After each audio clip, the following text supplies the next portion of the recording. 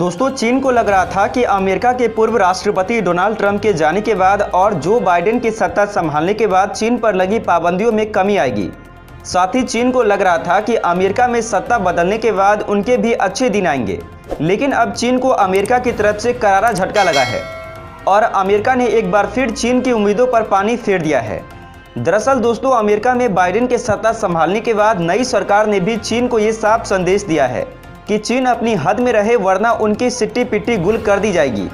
America की नई सरकार के चीन के प्रति कड़े रुख और भारत के प्रति दोस्ताना रवैया से चीन एक बार फिर बैकफुट पर आ गया है। अमेरिका की नई सरकार भी भारत के दोस्ताना रवैया अपनाकर आगे बढ़ना चाहती है। वहीं अमेरिका और भारत की दोस्ती को देखकर चीन के अलावा पाकिस्तान और तुर्की को भी पसीना आ रहा है। पाकिस्तान, चीन और तुर्की हमेशा भारत के खिलाफ नया पैंतरा अपनाते रहे हैं, लेकिन अब अमेरिका में सत्ता बदलाव के बाद राष्ट्रपति जो बाइडेन की सरकार ने हिंद प्रशांत क्षेत्र में भारत को अपना सबसे महत्वपूर्ण सहयोगी बताया है।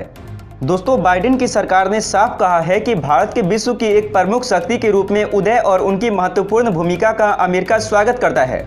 बाइडेन सरकार ने यह भी कहा है कि वह भारत चीन सीमा के हालात पर पैनी नजर रखे हुए हैं। साथ ही अमेरिका ने चीन के डराने धमकाने वाले रवैये पर भी चिंता जताई है और चीन को भी चेता दिया है।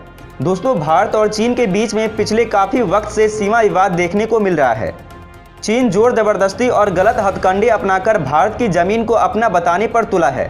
वहीं भारत की ओर से चीन को हमेशा करारा जवाब दिया जाता है और अब अमेरिका भी इस मुद्दे पर चीन के छक्के छुड़ाने की फिराक में है। अमेरिका ने कहा है कि वो भारत और चीन की सरकारों के बीच जारी वार्ता से अवगत है। साथ ही अमेरिका ने यह भी कह दी है कि दोनों देशों के बीच सीधी बातचीत वाले फंडे से ही समाधान मिल सकता है। यही नहीं, चीन का सेंट्रल मिलिट्री कमीशन पूर्वी लद्दाख से लेकर अरुणाचल प्रदेश तक एलएसी पर तैनात सैनिकों को निर्देश दे रहा है और साजो सामान की आपूर्ति की निगरानी भी कर रहा है।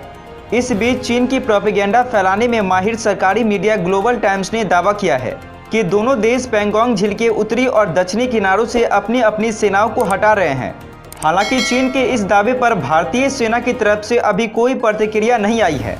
ग्लोबल टाइम्स ने चीनी रक्षा मंत्रालय का हवाला देते हुए लिखा है कि भारत और चीन के बीच कमांडर स्तर की 9वीं दौर की वार्ता में बनी आम सहमति के अनुसार चीनी और भारतीय बॉर्डर ट्रूप्स ने बुधवार को पैंगोंग झील के उत्तरी और दक्षिणी किनारों से डिसएंगेजमेंट शुरू कर दिया है। वर्तमान समय में भारतीय सेना के लगभग 50,000 सैनिक शून्य से नीचे के तापमान में पूर्वी लद्दाख के विभिन्न पहाड़ी स्थानों में युद्ध के लिए तैयार स्थिति में तैनात हैं। अच्छा सुनो, चैनल को सब्सक्राइब करो, उसके बाद घंटी बजा देना ताकि अगली वीडियो आपसे मिस ना हो पाए। Thank you.